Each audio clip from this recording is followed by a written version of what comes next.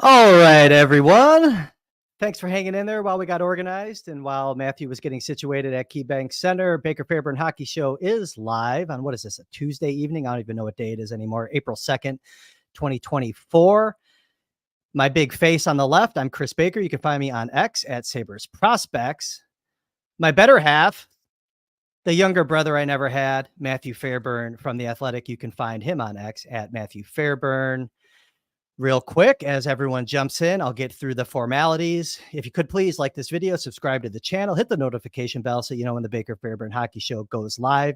You can find the Baker Fairburn Hockey Show audio version wherever you get your podcast. And if you could please leave a 5-star review. Everyone loves when I say that, so I'm going to keep saying it every episode. Matthew Fairburn, big 6-2 victory for the Buffalo Sabres tonight over the Washington Capitals, capturing a crucial 2 points in their little playoff quest that they're on here.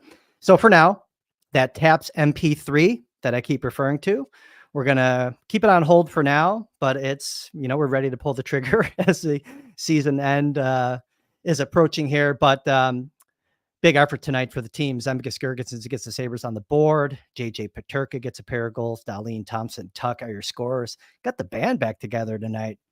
Had a nice 2022-23 season flavor with Darlene Thompson, Peterka, and Tuck each getting 3 points in this one. Zach Benson with a pair of points. That was his 7th multi-point effort of the season. So he had a little extra time to get prepared and pick up some fancy stats for you tonight. But no points for Jeff Skinner in his 1,000th NHL game. So 6 games left for the Sabres on the schedule. They find themselves 5 points back of the final wild card spot. It's hard to see 89 points getting it done, Matthew Fairburn, but the quest, like we said, remains active for now. So I don't know where you want to begin tonight. There's some good things to take away from the game itself that maybe bode well for the future. That second line, one of them, even though maybe the underlying numbers weren't exceptional. But I like that Benson, Cousins, Quinn, some of the action that they had there, especially in that middle period. Sabres kind of packed it in there in the third period, but I thought that line had their moments. Benson, man, that unit is just so competitive. Benson's just so active with the stick, also active with his feet. We saw that on the Thompson goal. I love that little play, kicking the puck to his stick and getting that, kind of pulled the pass back, and then they found Thompson there. But I don't know where you want to begin, Matthew. What are you digesting currently coming off of the Don Granato press conference on the heels of the 6-2 victory by the Sabres? Yeah, I think, it was a great ceremony, great night for Jeff Skinner. He had a lot of friends and family in town, and they did a really nice job before the game, having all those people on the ice, giving him the silver stick, and 1,000 games, certainly nothing to sneeze at, especially before he turns 32 years old. A reminder of how young Jeff Skinner came into the league at 18 and has really been playing this way from the get-go. So, he had a lull in there, little Ralph Kruger effect, but otherwise has been a pretty Never heard of him. Goal scorer over the last, decade plus. One of the most consistent goal scorers in the NHL. But to me, the interesting part of this night, like you mentioned, Jeff Skinner doesn't get a point. The night that they're celebrating Jeff Skinner, this is my writer brain kicking in here, Jeff Skinner's replacement is the one who is really in the spotlight, JJ Peterka. And we talked probably a week and a half ago, maybe it was after the Calgary game, where we were talking about the audition that seemed to be taking place for that top line spot on the wing. And certainly it's starting to play out to where JJ Peterka is taking full advantage of that.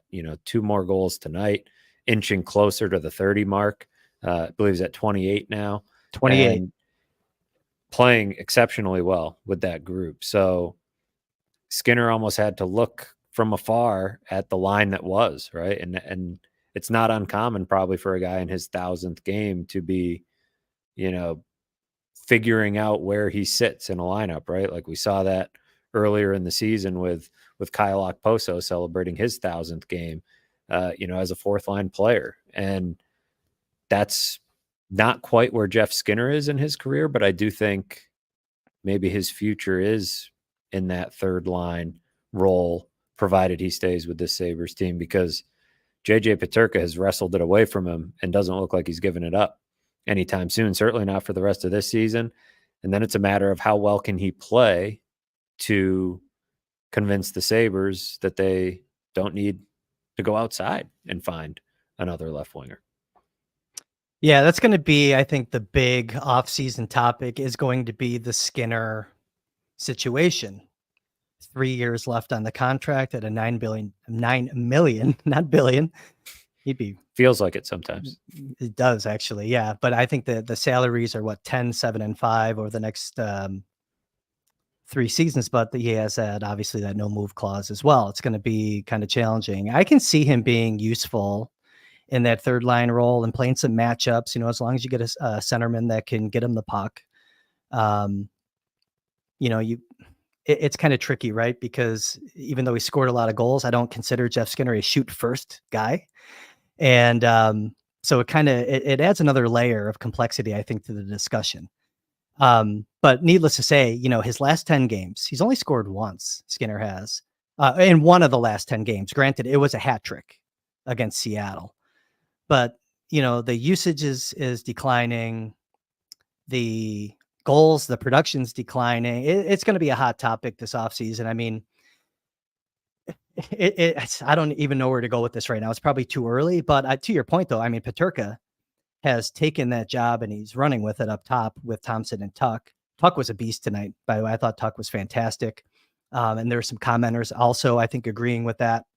But, you know, and here's the thing too, you know, Quinn getting back in the lineup, it gives you that flexibility to keep Peterka up. And also get that, you know, that burgeoning chemistry with Cousins and Benson that I've already alluded to. I was kind of wanting to start there to kind of keep it positive because I think the Jeff Skinner conversation is going to be questionably negative on this big night for him. But it's going to be something that we're going to be talking about for probably the next, 6 months. And I just don't know where you go with it because is he going to, waive that clause that he earned in his last contract negotiation when Jason Botterill signed him to that deal? He doesn't have to do it.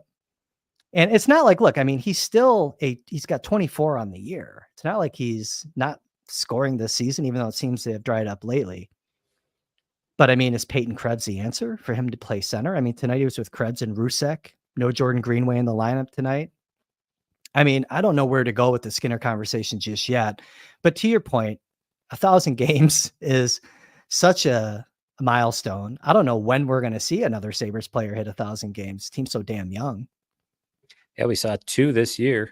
And I think the stat on the broadcast was 13 Sabres have celebrated their 1,000th game, like in history. So it's, as a member of the Sabres. So that was kind of the whole weird part of it being, Skinner, was that he is now the first player in NHL history to play 1,000 games in the regular season without playing a single game in the playoffs, which is a combination of a variety of factors, including just some terrible luck, because the Hurricanes had the 5th longest playoff drought in NHL history, and he was there for 8 seasons of it. The year he gets traded, comes to Buffalo, and he's been here for half of the current league record playoff drought, and the Hurricanes haven't missed the playoffs since he left. So some tough timing on his part, and that, I'm sure, talking to him about it a little bit this week,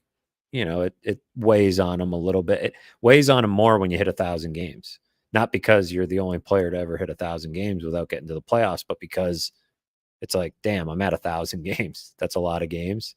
How many do I have left? How many chances do you have left?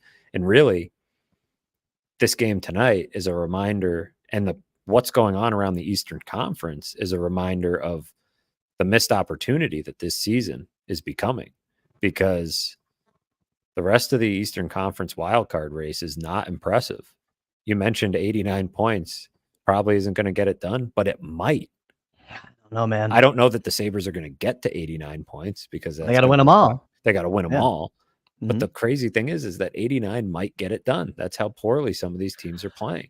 It's not likely, but if you had said before the season that 89 points was going to get it done and that the Sabres wouldn't get there, it'd be an even bigger disappointment. So a big one to get tonight. They're not alive, obviously, with all the teams ahead of them, but it's just further reminding you of all the missteps along the way, all the missed 2 points here and there, getting swept by the Ducks, not getting games to overtime often enough. This should have been, not only with the way that they played tonight, which makes you wonder, where is this team more often, but also with what's happening around them, this could have been a playoff team pretty easily. So they have Philly coming up on Friday. They're going to end a 5-game homestand. Philly, to your point about teams like we said this a couple weeks ago. It seems like no one wants it. Philly's 2-5-3 in their last 10. So clearly a winnable game there. Yeah, I mean, look, they're not done. I just have a hard time, just with that point total itself. It just seems like there's Washington's still at 74 games played, if that's right. I thought they were at 74 coming into tonight, but either way, they got games in hand. I mean, the Sabres are unfortunately at 76 games where everyone else in front of them has played fewer games. That certainly doesn't help. Yeah, I don't know, man. I just think that though tonight it had a vibe. It seemed like there were some pretty good feelings with the team. I don't know if it was the occasion for Skinner or if it was the black and red. They scored 6 again in black and red, which I don't think they done that this year. Actually, I'm not going to put you on the spot, but it seems like they've kind of fallen flat in those jerseys this year because that's just how the season's been. They lost their magic for sure, but in a vacuum, this game was encouraging for a lot of reasons. A lot of the top players starting to play like top players, and Zach Benson looking like a top player, as you alluded to at the top. His season has gotten better and better as it's gone on. He came out of the gate really strong, but from an offensive perspective, and he was robbed tonight on a scoring chance. He was sitting there looking up at the Jumbotron, waiting for the replay, wondering how he missed on that chance, but starting to really string together some good scoring chances.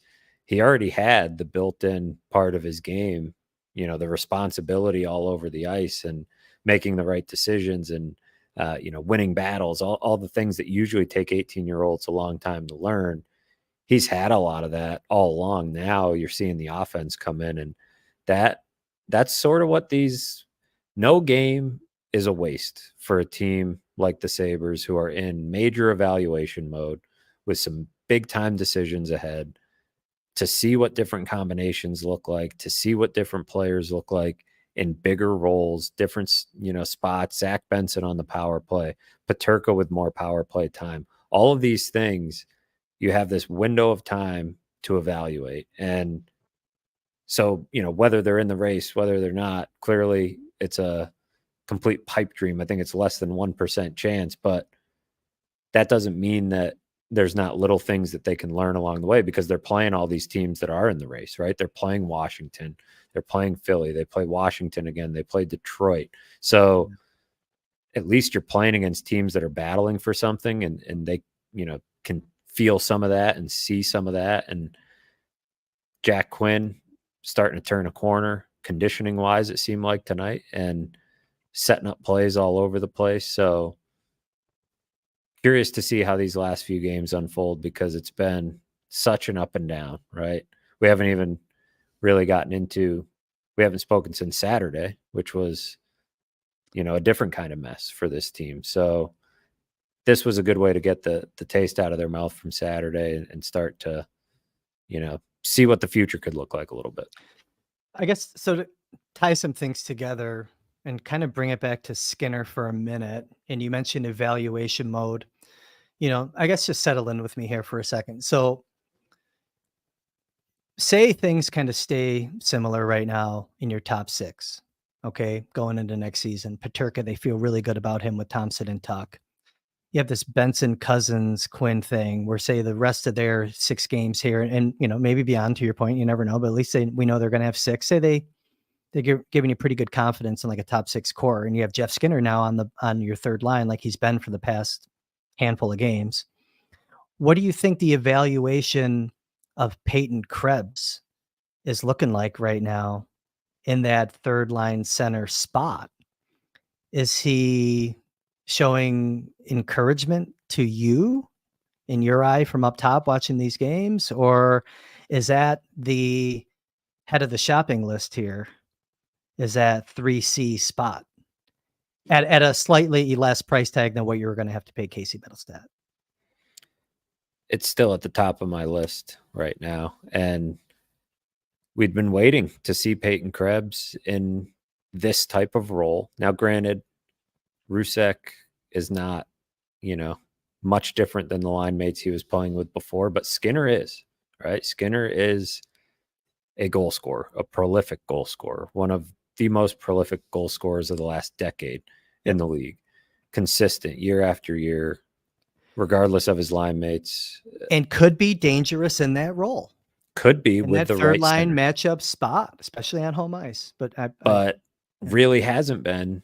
And I'm sure there's an element of it that is Krebs related. This is a big, even these 6 games for Krebs, every little bit counts because he's had so little time in this role to really get comfortable and, feel out his game as an offensive threat. But when you're talking about change and you're talking about areas to upgrade and different areas that can look different for this team next season, that's a big one. The bottom 6, right? Because from an identity standpoint, roles standpoint, it needs to change. I think Kevin Adams has acknowledged that at this point, but also from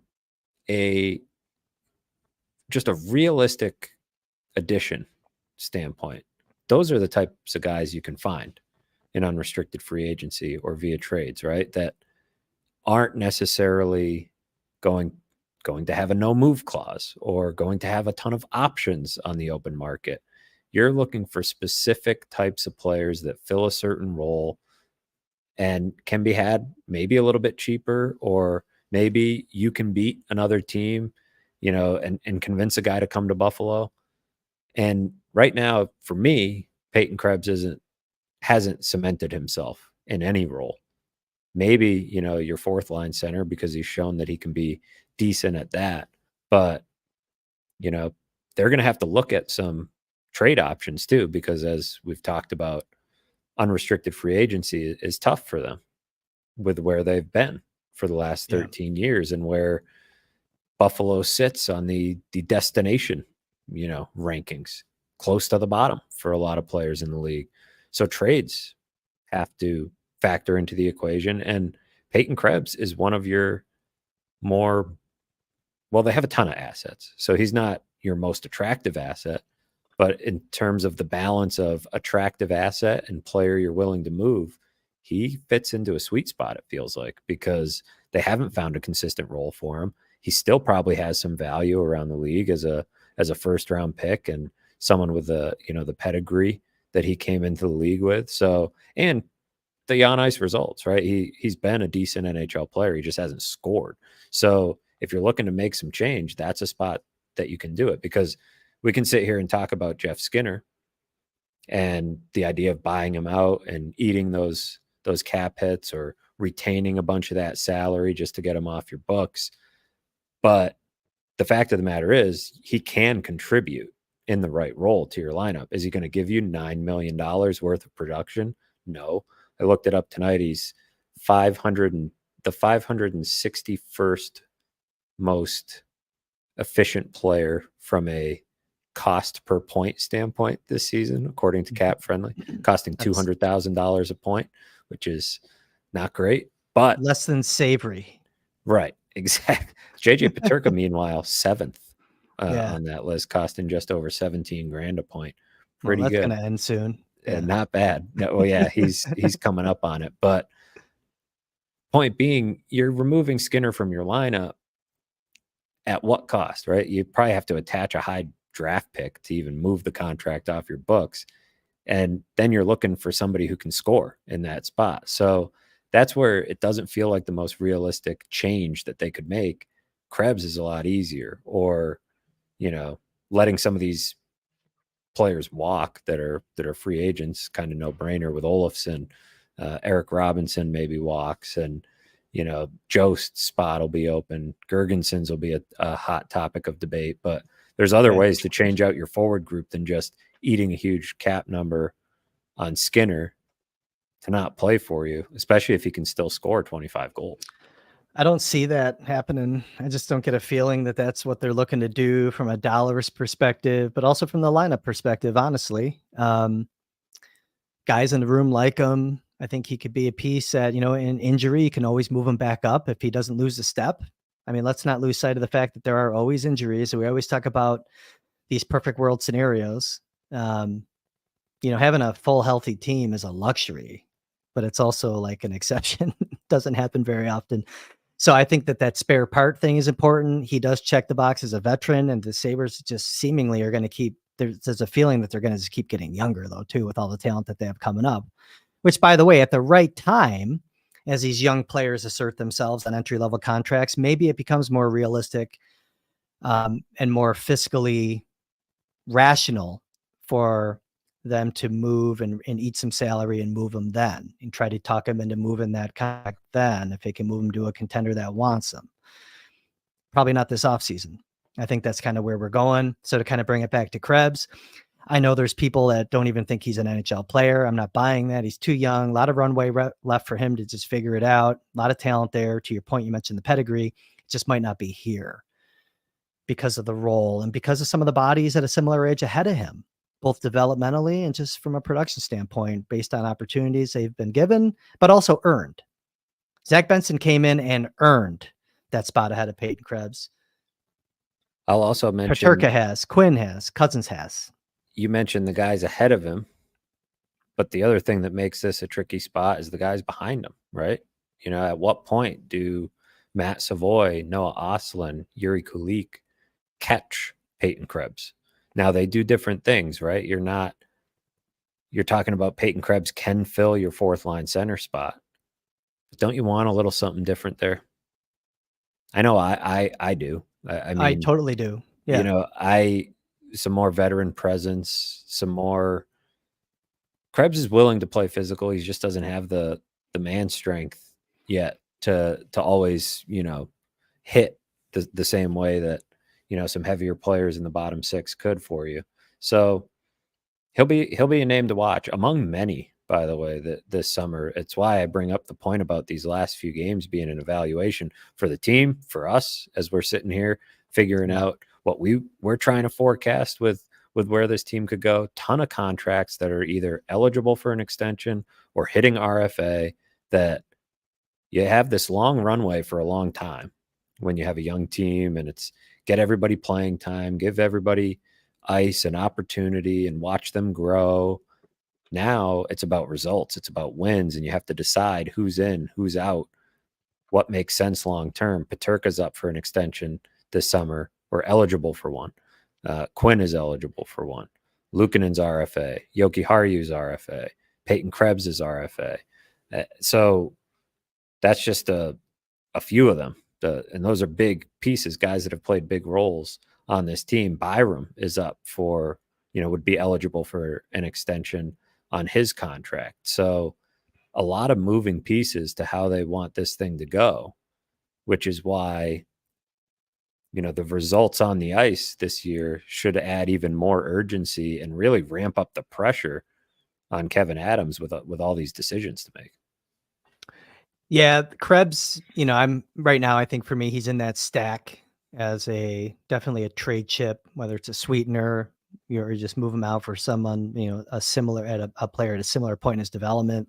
I don't know. I don't really see. I think he's more of like a sweetener. I think there's some logical destinations where he could thrive and just get a restart. But yeah, I just wanted to ask that question because I'm not feeling it, and it's unfortunate because I actually, still believe in him. I like his effort. I like his heart, but it's just not the right situation. And we kind of talked about this earlier in the year. For his career, I would hope that maybe that's a move that the Sabres get to make on his behalf. Find him a different situation where maybe he has a little more opportunity, but we'll see. He's not helping himself in the meantime when he's got Jeff Skinner on his wing, and they're not producing. It's not helping Skinner either. Frankly, not that Skinner needs help. His contracts, he's covered. Okay. But let's shift gears, I guess. You mentioned the Toronto game. We didn't really talk about it. we certainly haven't talked about it here because we haven't been together since that game, but we didn't even talk about it when we caught up briefly in private, just catching up on things. 3-0 loss. Good goalie game, by the way. I thought Luukkonen had some nice saves. Samsonov was excellent, played out of his mind after getting shelled in his previous appearance. But the crowd seems like it's been a hot topic. What's your take on the whole experience, the crowd experience when Toronto comes to the arena? First of all, I mean, we could talk a little bit about the game and the result because it certainly didn't help the Sabres in the standings. But obviously, the hot topic is, what was it, like an 80% Toronto crowd? Am I being generous to Sabres fans? It must have been close. Yeah, man. I was exchanging messages with Kevin Snow, who we've mentioned on the podcast before, and he's been to a lot of these, and he said that was about as bad as he's seen, or right up there in terms of the lopsided nature of the crowd. I will start by saying, number one, I get it. Like, I get why it's that way, especially this season with how disappointing the Sabres have been. Anybody who could dump their tickets should have. I don't blame anyone for doing that. Austin Matthews staring down 60 goals, of course, is going to be a huge, thing that Leafs fans are tracking and want to be in the building for. I was good friends with a Leafs fan at Mizzou, believe it or not. So he grew up in Oakville, Ontario, and we've stayed in touch. And he would always talk about the crowd in Toronto, how much it frustrated him because it was all corporate and it was all, regular people couldn't afford tickets. That's what struck me about Saturday night, is that those were the real, diehard Leaf fans, from all over Ontario that, can afford to get in the building here, but can't afford to get in the building in Toronto. Because that was what struck me. And, it's only my second season doing this, but my thought was, having been to a few games up in Toronto, the atmosphere on Saturday night was a better Leafs crowd than I've seen in Toronto anytime I've been up there. It was a really, really good crowd. They were fun. They were into it. They were super loud, and Sabres fans just didn't have the numbers. Usually you hear the pushback, right? You hear the competing chants, and Sabres fans just didn't have the numbers. I think it was an eye opener for the players about Sounded how, like it. We had a few mentions in the chat about, I wanted to pull this one up from Stephen Cantor's. Cousins complained about the fans Saturday when it's on them. I didn't take Cousins' comments necessarily as complaining. When he was asked about it, he mentioned it would be great if we could, get support like that on the road. Where we want to have a great team and build something special, and hopefully that comes with it. But he also mentioned that it's on them.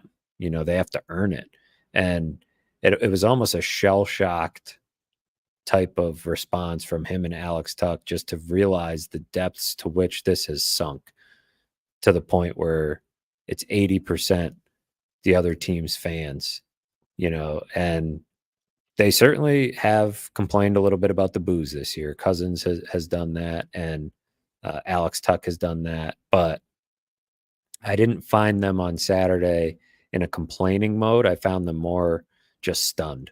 And I think realizing the climb they have ahead of them, they thought they earned a lot of that back. I think they thought they earned a lot of fan support back last season, and came into this season realizing they hadn't, right? Because the crowds still weren't great earlier in the year, just from a numbers standpoint. Yeah. And they, maybe, I don't know, it's hard to dig into the exact psychology of it all, but the general vibe was that there was a, come on, like, we should have earned this back by now. Like, where is everybody? And by now they're realizing they've done it to themselves. So tough scene. No question about that for the Sabres to go 0 for 6 on the power play and just have that type of night in your own building. Got goalied for sure. Samsonov was fantastic. And then Matthews scores his 60th on top of it. It was just kind of a comedy of errors for the Sabres in a lot of ways. Haven't been many sellouts this year at KeyBank Center. That was one of just, I think you can count them all in 7, one I hand. think. Yeah, I don't know if it's that many. I'll have to go back and check, but I think you kind of wonder, was tonight's energy from the team, better start from the team? Was it the Skinner occasion, or was it lingering kind of response to that last experience that they had? Kind of makes you wonder, doesn't it? Um, they get good support on the road. Like you see it in Florida when they go to Florida, and when they go out west to California, it seems like there's a lot of Sabres fans out there. And that'll keep growing as the product on the ice improves. They'll get better support at home. They'll get better support on the road. I like Cousins actually saying that. I'm glad you kind of brought that comment up, because I think some of your peers in the media, when putting it out on social media, were splicing the comment. They didn't capture the full comment. Cousins did kind of take accountability. He wasn't putting something on the fans themselves. I thought that was kind of important to call out. My take for what it's worth. I mean, I'm not a season ticket holder. I don't go to many games, you know what I mean? So I can't sit here and be all righteous. Like, that shouldn't happen. I see a lot of that, on social media. Perfect world scenario. Here's the reality. It helps local business when all those fans come down, keep some of those places around the arena open. No one wants to hear it. You know what I mean? I Also, the used to hate it. building's full. The building's The full, building's right? Well, It's not yeah, it's full just a other better nights. atmosphere. It was just cool to watch on TV, even though it wasn't all Sabres fans. Um, I used to not like it, 10, 15 years ago. I maybe had that attitude. Now I'm just like, it's on the team to get better, and the fans will organically come back and support them, and there'll be less of an inclination from season ticket holders to offload their tickets. They'll actually want to go and enjoy those games. Those Sabres Toronto games, when the Sabres are a good competitive team, will be a reason that people want to make sure they have tickets and go to those games. And it's not just Toronto. So, no, I get it. But, the impact on the local economy is not lost on me, especially when, it's like a morgue most nights at the arena. And again, I'm not coming down on fans. It's just a fact. We can all see the attendance numbers, and those are always inflated. So, I don't Yeah, know. I I just think, thought that was kind of interesting. to your Yeah. point, when the Sabres are good, it also makes it fun. I think even if it's 60-40 Sabres fans or 50-50, that's just a fun rivalry atmosphere that I think is unique and to be embraced. That's a lot of those people are the same people filling up the football stadium too, right? There's some crossover there, and certainly plenty of us here in Buffalo go up and boost their economy in Toronto. So no complaints for me. It made for a fun building, and all I could think was if the Sabres ever get good, it would be even more fun, where there's a bit more of a 50-50 split and two rowdy fan bases that are among the best in the league when things are rolling. I think is what you want. It's better than a Tuesday night when the place isn't even full or close to it for Jeff Skinner's 1,000th game against the Capitals, and it's just kind of a nondescript atmosphere for most of the game. You'd certainly rather what you had on Saturday night. And I'm conflicted about the Leafs. I always say that the league is better when they're relevant, yet I don't want them to win. I can't stand the team. I can't stand the fans. But I'll tell you what, when they blew up those balloons, the 6 and the 0 for Austin Matthews, that was actually really cool. I thought it was cool. I hated it that it was here, though. You know what I mean? But I hated it for the fans of the show that probably feel the same way that I do about Toronto. But I don't know. I kind of wanted to get that out too. I mean, it was a fun atmosphere, but yeah, enough of that. No more at the same time. Hey, I threw a couple stars on some chats. You're in. Yeah, go for it, man. We're following the same. We're on the I same threw this theme one here. up because we're on the topic of the, Mhm. Jay Everett asks, how many home games have you been to this season where the vibe has been exciting? The handful I've been to have all been duds, unfortunately. I've been at every one other than, the few weeks I was out after the baby was born. So I missed the first Toronto game here. But atmosphere wise, the sellout opening night against the Rangers, 2 seasons I've covered the team, most of the memorable atmospheres were last season for me. Toronto was probably tops on the list. I thought the Vancouver game was oddly a really good atmosphere Saturday afternoon. I wasn't expecting it. Snowstorm. It was just a pretty Mhm. solid crowd, but a lot of them were last year. And not just I try to remove the ceremony games, right? Because that's, sort of an added, easy artificial inflation of an atmosphere. Of course, Ryan Miller night was fantastic and all that. That was awesome. Yep. But, I just think what's a random game that people are really juiced for? And the wild game, there was a wild game last year where they won in overtime that was excellent, that I thought was sort of the potential of what could be. And I have been waiting for more of those this season, and there just haven't been a lot. There's not been a lot of sellout crowds, and the crowd was actually good, I thought, on Friday night, even though it wasn't full. It's not the crowd itself, it's just more so team hasn't been giving you the exciting games that get people, fired up. It just hit me. They only have 2 home games left. That Philly game on Friday, actually, that could be. I wonder if the crowd's gonna come out for that one. They're still alive. Everyone hates Philly, right? I wonder if that'll get some action in the Their last secondary market playoff anyways. opponent, right? Yeah, I was at a couple of those games, actually. Yeah, we'll see. And, yeah, one of their Stanley Cup final opponents, too. Way back, you were not even a thought, kid, when that happened. But anyways, we'll go through a couple other chats here while we're just kind of cruising through. Kevin says, I think Quinn looked better tonight. I agree. Conditioning's ramping up, just looked better overall. I've said it before. I think that he makes the team look different. I even texted you, Matthew, during the game, just reiterating that thought that you're sick of hearing about for me, but I just find it to be true, and it gives them so much flexibility. You can't stick Paterka up there, and just like keep him there without Quinn in that lineup kind of doing his thing. It's just, I thought, like I said earlier to kick off the show, I liked Benson, Cousins, and Quinn, even though the underlying numbers, they got outchanced when they were out there, believe it or not. Eye test, though, I really thought they did some good things, especially in that middle period. Dan Everett says, good game tonight, a little too late, but still, yeah, I agree. And then on Tuck, KevCon80 says, Tuck needs to be mentioned. It's easy to credit the first line success tonight to Paterka or Thompson, but Tuck is finally back to his elite disruptor game that he had last season. Yeah. I forget the shots on goal. I think he may have led the Sabres in shots on goal tonight. Someone can fact check me on that. Thought he was on the puck a lot. He seemed dialed in. That's why I kind of wonder if there was a little bit of, you mentioned that he was kind of not taken aback by the whole Toronto home ice experience there.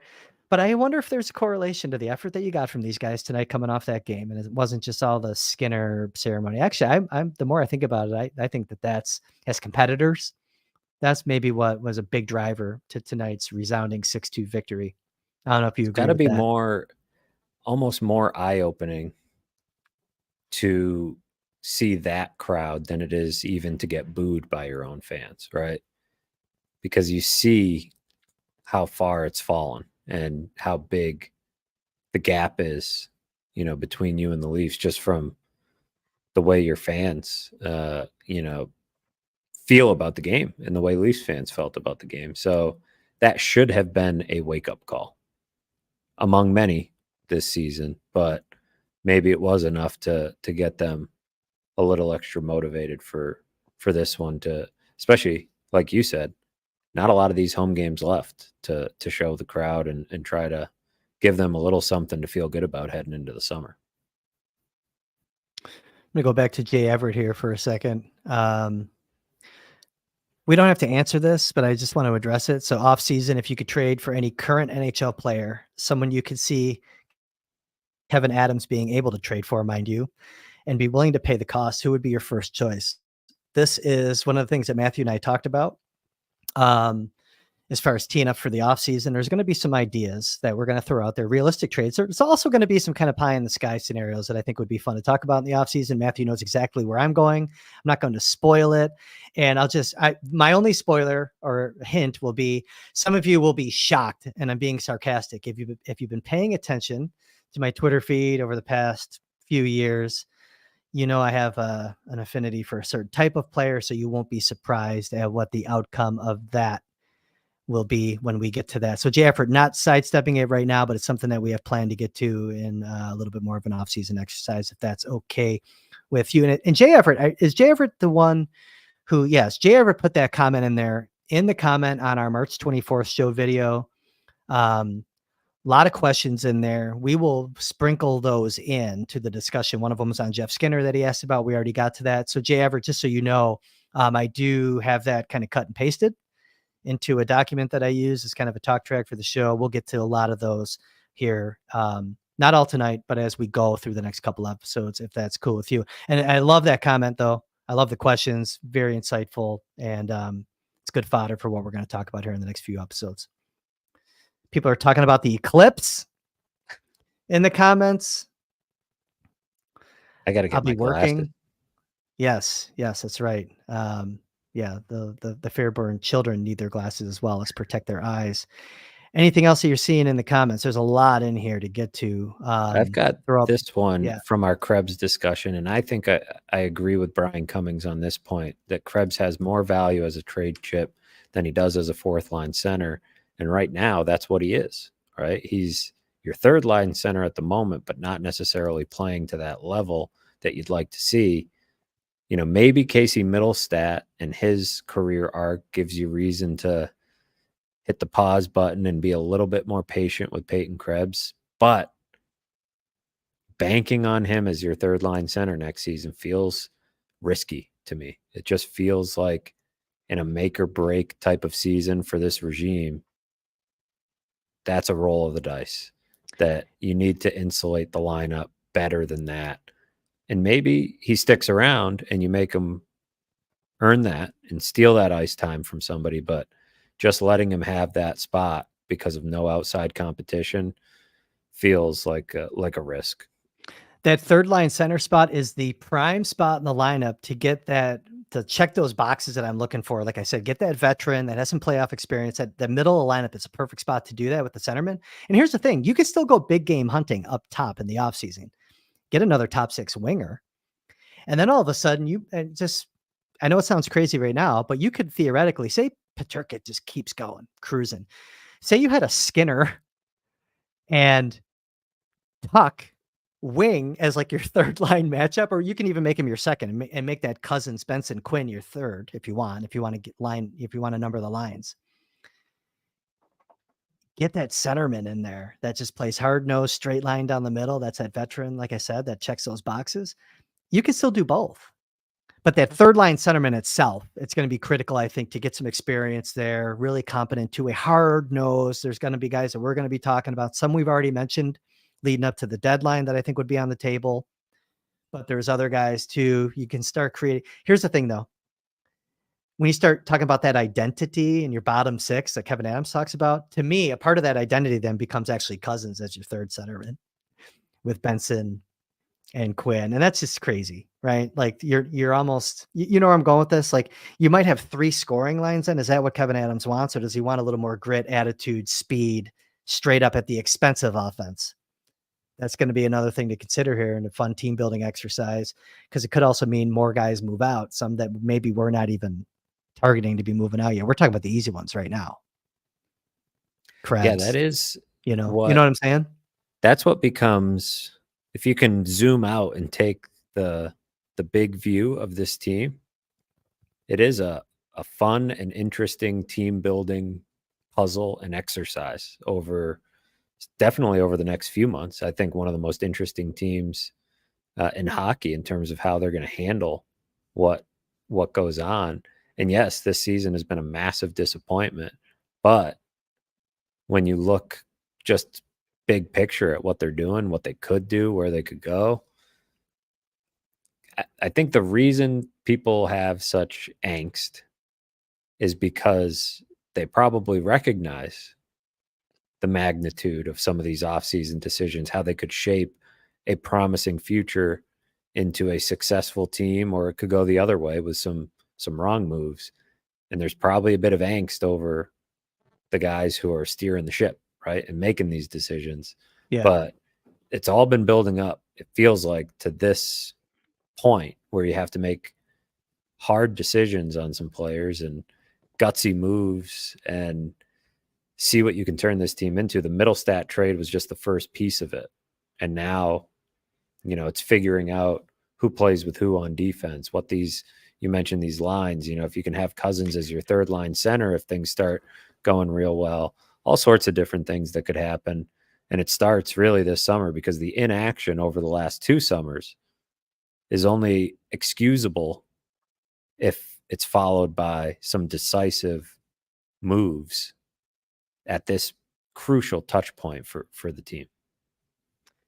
Coda says the unaddressed problem of giving up the first goal isn't talked about enough. Last 4 games in a row, all with Dahlin on the ice, and 8 of the last 10 times that has happened. That's with Dahlin on the ice. He needs that to improve. No, Coda, 100%. I mean, that's kind of how we kicked off the last episode of this show, just talking about the poor starts. It's just a chronic issue, and it's not a recent thing. It's been all season long. And it's just, I think if there was an easy way to fix it, man, they would address it. The theory was that, to me, is a coaching issue, not getting the guys ready to play. That's kind of what was the flavor of the whole last episode that we had. So I'm not disagreeing, Coda, with you saying that it's not talked about enough. I think that it should be front and center until it's fixed. And it's been, I didn't see this season coming in this way. I did not see the season going the way it has. And I certainly didn't see this team not figuring out how to start a damn game. I just didn't see it coming. That's why it's still a shock to me. But at the same time, that's why I also said I'm sick of talking about this team. It's the same thing, man. It's been going on all year. It's not a new thing. So no, Coda, I get it, man. I get it. I mean, as just a watcher, can't say that it's even like a fan perspective, because I just don't look at the team anymore that way. Just as a watcher of the team regularly, it's so damn frustrating to see a group of professionals not be ready to play as often as it's happened. And Kevin Snow, that's one of his favorite stats that he's been tracking all year. What happens when the Sabres give up the first goal? What happens when they give up 2 in a period? I don't have the numbers in front of me, but I think we all know they're not good. They're not good. And it's the reason that they're not in the playoffs. Yeah, that and their power play, which, as we talked about on the last episode, are 2 things that coaching should be able to impact in a positive way or a negative way in this case. And it's why that conversation needed to happen and has continued to happen, at least in this space, going back a few months. The job they have is to figure out how much of it is a young team figuring things out and how much of it is a fatal flaw of this group that needs some shuffling, that, needs players moved out, or a coach, a coaching change, or, what is natural to how a team grows and matures, and what is a true problem that needs to be addressed. That's Kevin Adams' mission heading into the summer, is figuring that piece of it out, because you could panic on too many of these guys and regret that, or, you should know these guys better than anybody. Part of the benefit of doing it the way they've done it and getting all these guys so much ice time, you can talk about how young they are, but they've played so many games. So many of these guys have played a ton in the NHL, and now you have this body of work to make these decisions, and it ultimately will define Kevin Adams' tenure as a general manager, what he does from this point forward, and how some of these guys develop, and how he puts the puzzle together. This is the hard part. Tearing it down is the easy part. This is the hard part. 100%. It's going to be a fun off season, man. I mean, along those lines, getting some questions about Savoy as an Amherst or on the Sabres roster next year. Look, I mean, let's set the expectation that these young guys cook in Rochester, but Savoy is coming. I think he's going to create upward pressure pretty quickly, but it all depends, I mean, on what happens, how they construct this roster. And by the way, I'm surprised that, when I was talking about this weird scenario, like maybe if you go big game hunting up top, like maybe a Tuck moves down the lineup, I thought for sure that the first comment that would come in would say, well, how do you get a top 6 guy without trading a guy like Tuck? Well, you have guys like Savoy, you have a Krebs to package, you have these young players that you can push on a team with that first round pick that we've talked about already.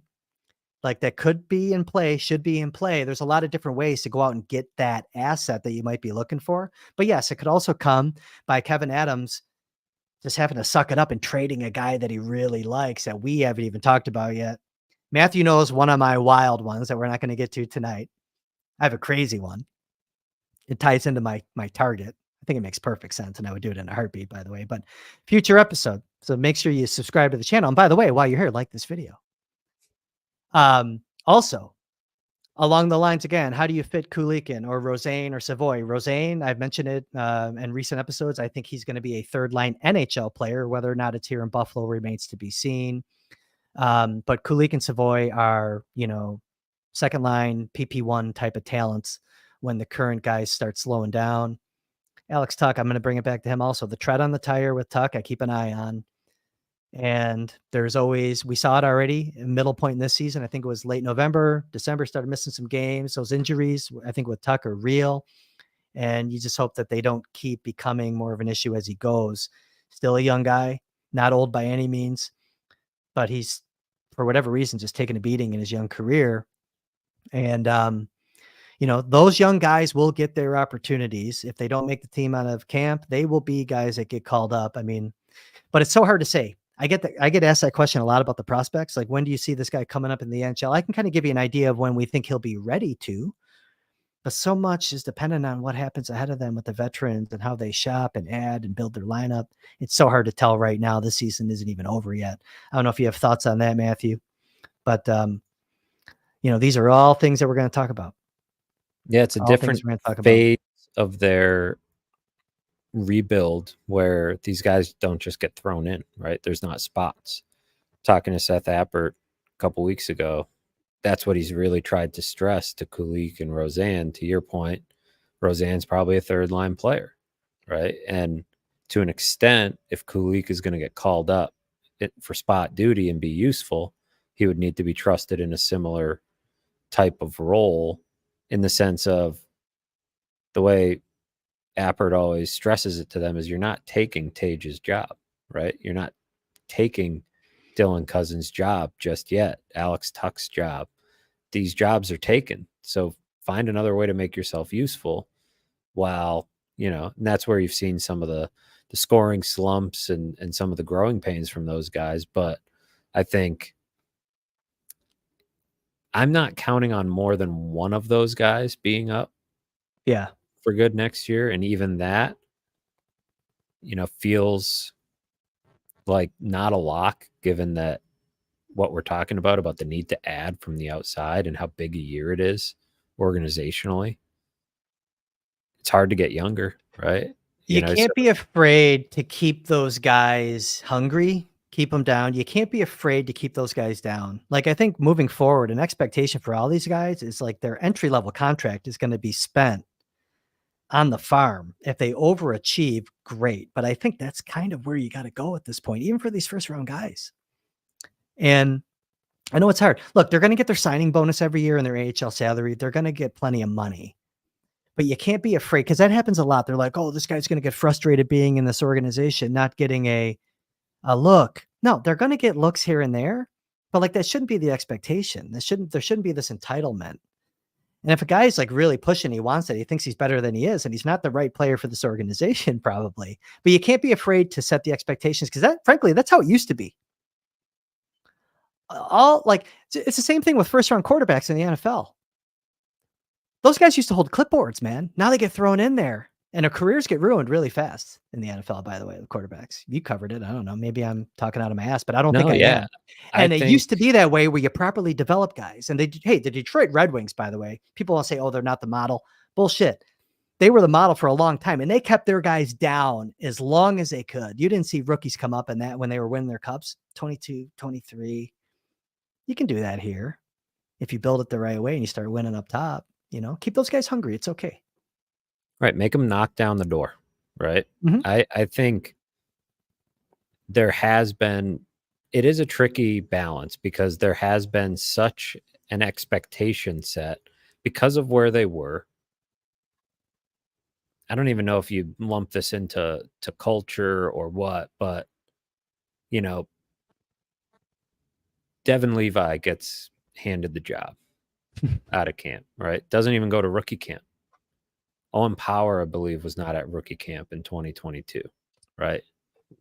Once upon a time, Darlene had to go to rookie camp, right? And the only reason Zach Benson's here is sort of because he fought his way onto the roster. That was not a handed spot, but a lot of what happened over the last few years, out of necessity and out of development strategy, was getting these guys ice time.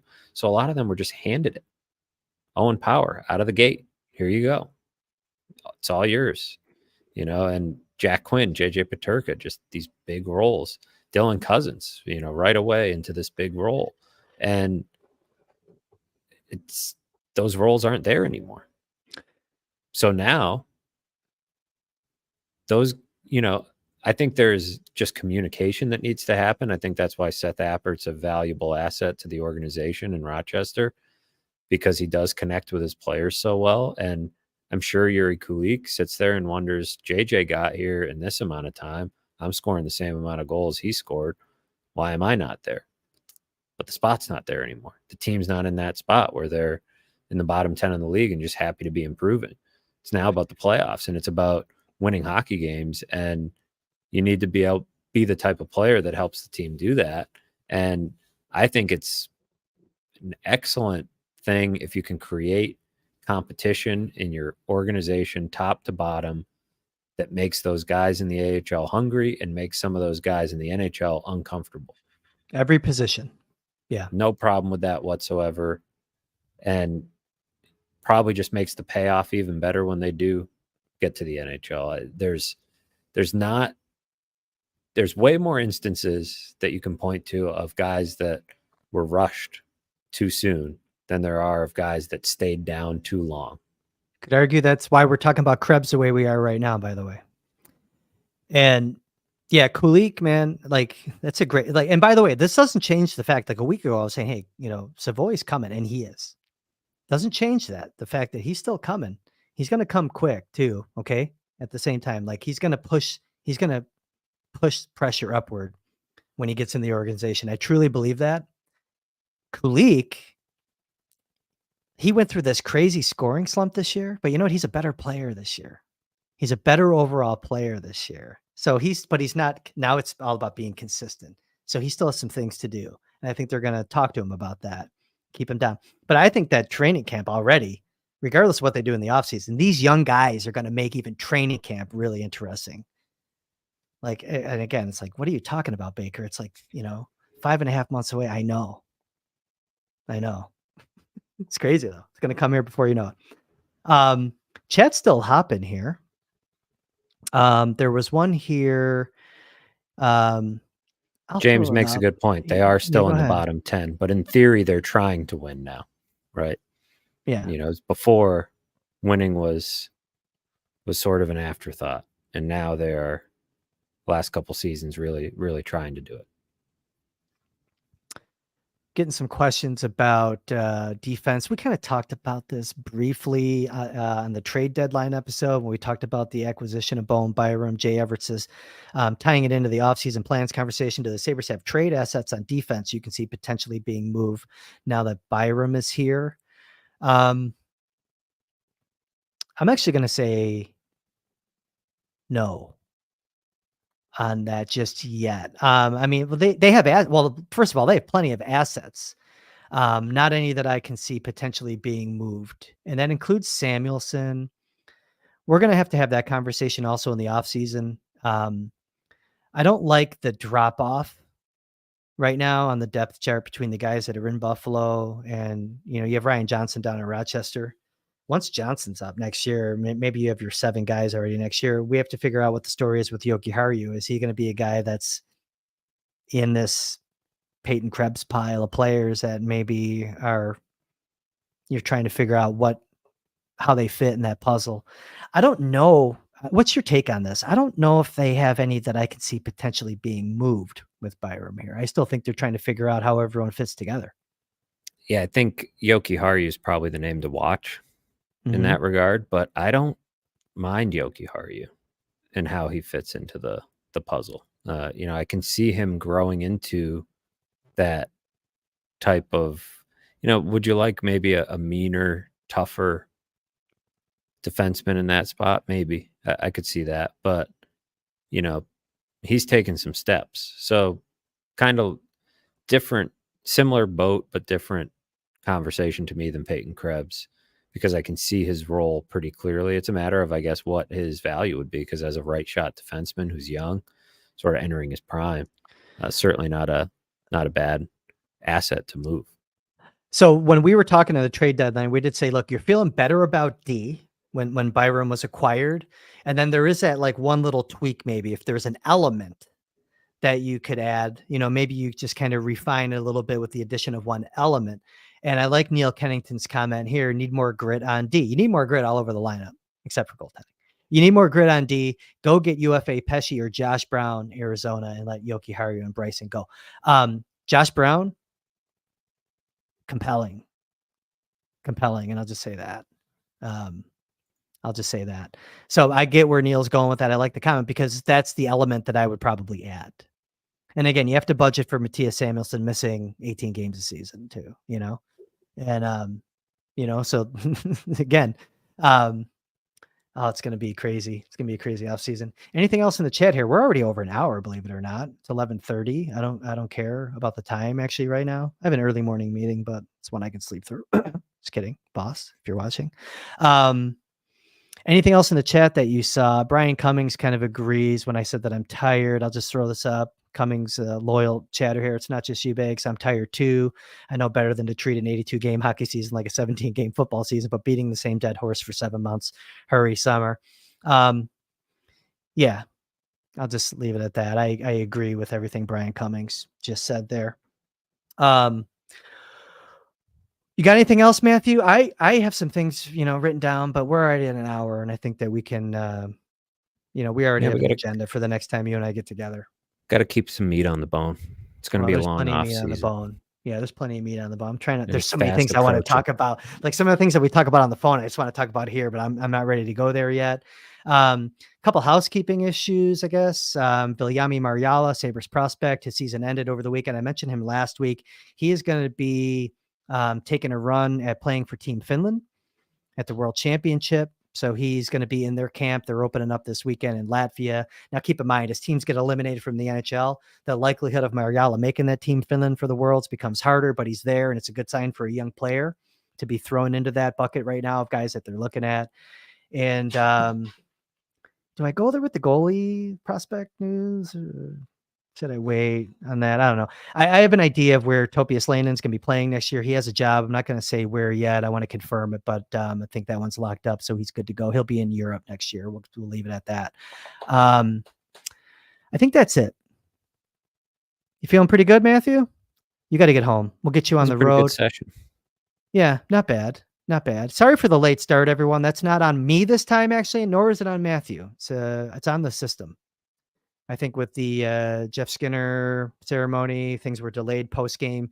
Matthew's job that he has to do for the Athletic will take precedent, unfortunately, over us, whether we like it or not, but we have to be respectful of that. So we do apologize for the late start time tonight. It's always an estimate on game night when we put that starting time here, and we learned a lesson tonight.